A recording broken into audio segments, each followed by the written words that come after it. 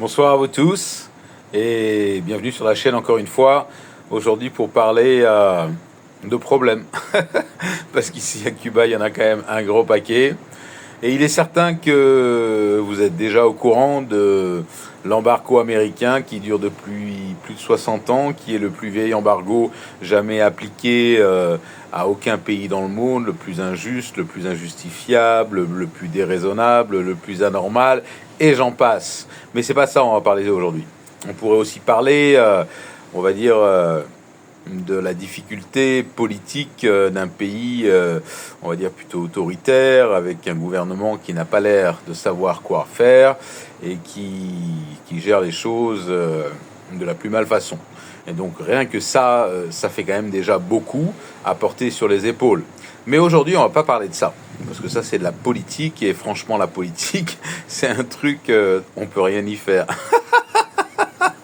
Ah, je sais plus qui disait la politique. Ah, je crois que c'est Mark Twain qui disait que la politique, c'est le seul truc où tu peux mentir, où tu peux te tromper et toujours être aimé. C'est n'importe quoi. Bon, enfin, la politique, on s'en fout de toute façon. Mais non, ce qui est intéressant, c'est plutôt d'observer le troisième des piliers qui fait que Cuba ne s'en sort pas. Et c'est sans doute la seule et unique façon pour les Cubains de s'en sortir. Mais en fait, ce sont eux qui sont responsables. Mais ils sont responsables qu'à moitié, on va dire, hein, parce que le lavage de cerveau a quand même énormément porté sur cette situation qui, en fait, les rend si fatalistes.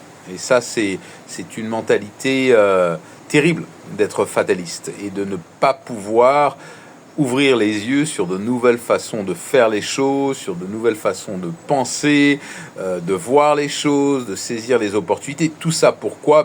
Parce qu'en fait, ils vivent dans une précarité qui est forte, et ce depuis longtemps. Et donc, ils ont du mal à s'en sortir.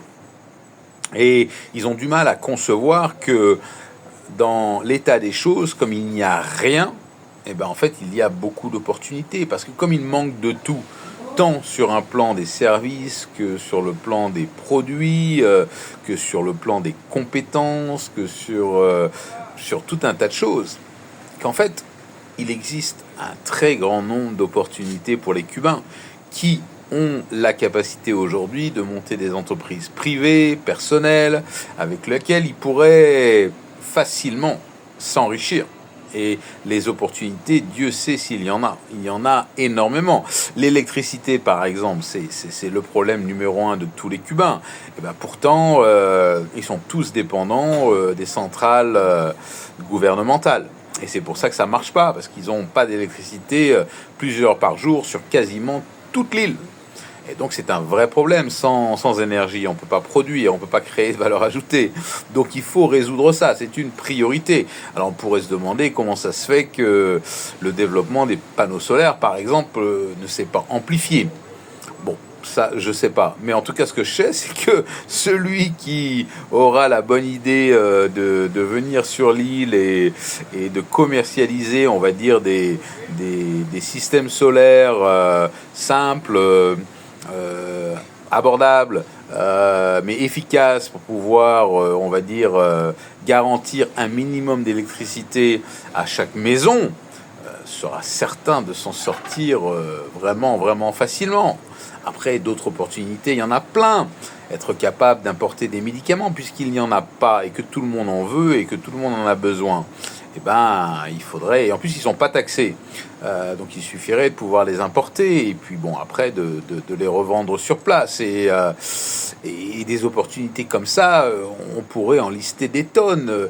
Il y a beaucoup de poissons, mais il n'y a pas de pêcheurs compétents. Il y a des étendues incroyables de terre d'une qualité exceptionnelle qui pourrait être exploitée pour pouvoir augmenter la production locale de tout un tas de choses, mais personne ne le fait.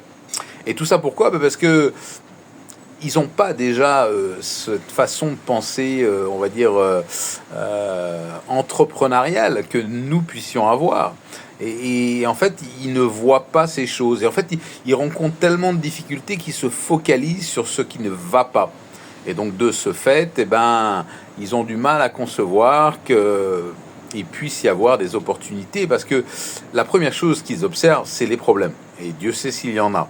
Mais si on n'est pas capable de voir les opportunités, bah, il n'y en aura pas des opportunités. En anglais, on dit que c'est the law of attraction, la loi de l'attraction, comme on dit. Et donc, comme ils voient que des emmerdes, eh ben, forcément, ils en trouvent énormément. Et Dieu sait s'il y en a. Alors, comme il y en a déjà un paquet et qu'ils en trouvent encore plus, je vous laisse imaginer. Et donc, de ce fait, ils ne voient pas de porte de sortie et ils acceptent simplement tout ce qui est comme c'est. Et voilà. Et on laisse tomber, on n'essaie pas, on n'y croit pas, ça peut pas marcher. Et donc, cette mentalité qui est récurrente et on va dire qui a été plantée et nourrie depuis des générations par un système voilà, qui impose aux gens de penser d'une certaine façon et de ne pas développer leur indépendance, leur capacité de raisonnement à s'ouvrir à des opportunités, à faire des choses, à vouloir créer des choses, parce que ceux qui ont essayé se sont souvent plantés. Mais bon, néanmoins, je peux vous dire que des opportunités, il y en a un énorme paquet à Cuba. Maintenant, il faut savoir les saisir. Et je crois que les Cubains qui restent, se doivent de découvrir cela. Et c'est pas facile, parce que l'exode actuel de toute la jeunesse, qui ne voit un futur qu'à l'extérieur de Cuba. Et donc, en fait, il y a actuellement plus de personnes qui sortent de Cuba que jamais. Et tous ceux qui sortent sont ceux qui ont un petit peu de moyens, sont ceux qui ont sans doute plus d'éducation et qui veulent s'échapper. Et puis c'est la jeunesse, ceux qui apportent le futur à un Cuba. Donc ils perdent beaucoup de leur potentiel à cause de cette jeunesse qui devrait apporter un renouveau sur l'île, mais qui ne sera pas là pour le faire. Alors qu'il sera peut-être loin de là et qui pourra envoyer des sous pour permettre aux parents et aux grands-parents de continuer à vivre comme ils l'ont fait jusqu'à présent, mais ça n'apportera pas de solution durable. Et il y a certes quelques Cubains de l'étranger qui reviennent progressivement, au moins à temps partiel, et qui en profitent pour acheter à bas prix, parce qu'actuellement à Cuba, tout est vraiment pas cher. Enfin, vous pouvez vous acheter une belle maison au bord de la mer pour 10 000 euros. J'ai bien dit 10 000 euros, ouais, je rigole pas. Donc, c'est juste pour vous donner une image. Après, vous pouvez pour 20 000 euros vous acheter un grand terrain avec déjà une belle maison et avoir plus que vous n'aurez en France pour 250, 300 ou 400 000 euros. Donc, c'est plus de 10 fois moins cher. Donc, effectivement, il y a des opportunités. Bien que les étrangers ne puissent pas investir si facilement, c'est possible si vous vous mariez, si vous créez une société ou quoi. Enfin, il y a des façons. Mais bon, néanmoins, comme le risque paraît grand, vu l'instabilité et l'impossibilité de voir ce qui va se passer dans le futur proche, moyen ou lointain, beaucoup hésitent et personne n'investit. Mais néanmoins, c'est quand les crises sont au plus profond que s'enrichissent les gens qui savent prendre des risques. Donc voilà, c'était le petit message que je voulais vous dire sur cette île de Cuba, ce que j'ai pu découvrir. Et écoutez, j'espère que ça vous inspirera. Moi, en tout cas, ça m'inspire.